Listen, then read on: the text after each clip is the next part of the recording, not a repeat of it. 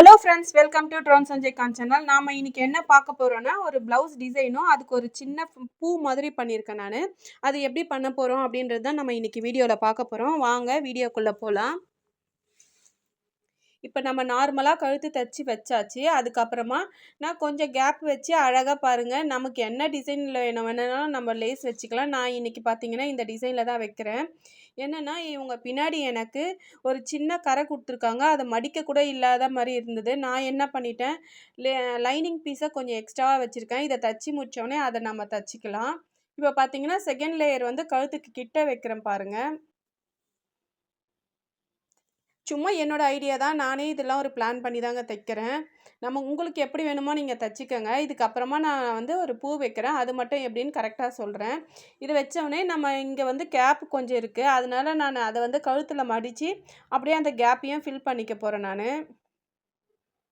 அப்படியே இப்படியே மடித்து ஒரு ஷேப்பில் தான் எடுத்துகிட்டு வரேன். அப்படியே உள்ள கழுத்துக்குள்ளே மடித்து விட்டுட்டேன். அவ்வளோதான். இது ரொம்ப அழகாயிடுச்சு. இதை பார்த்தா கொஞ்சம் சிம்பிளாக அப்படியே ப்ளைனாக இருக்க மாதிரி இருந்தது. இப்போ பார்த்தீங்கன்னா இந்த கரையை வச்சு நான் லைனிங் பீஸை வச்சு அழகாக மடித்து தைச்சிக்கிறேன். இந்த கரை இருந்தால் நல்லா இருக்கும்னு சொல்லிட்டு நான் அந்த கரையை மடிக்கலை, லைனிங் மட்டும் நல்லா ஸ்டிஃபாக மடித்து தைச்சிக்கிறேன்.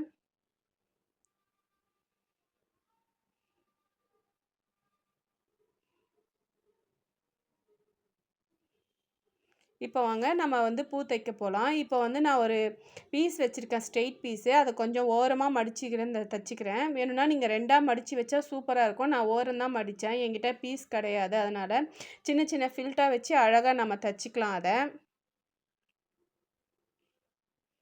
நல்லா ஒரே சைஸ் ஃபில்ட்டாக சின்ன சின்னதாக அழகாக வச்சு தைச்சிக்கிட்டேன். என்கிட்ட இருக்கிற துணியில் நான் செஞ்சேங்க.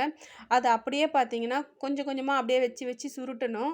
உங்களுக்கு அது அந்த தையல் வந்து முன்னாடி பக்கம் பின்னாடி பக்கம் பார்த்து சுருட்டிக்கங்க. சுருட்டிட்டு நம்ம வச்சு பார்க்கலாம், எவ்வளோ பெருசு வருது என்னன்னு சொல்லி பார்க்கலாம். இந்த கிளாத்துக்கு அந்த பூ ரொம்பவே அழகாக வந்தது. கிளாத்தை வச்சு தாங்க நம்ம முடிவு பண்ண முடியும். நார்மல் கிளாத்துக்கெலாம் வச்சா நல்லா இருக்காது.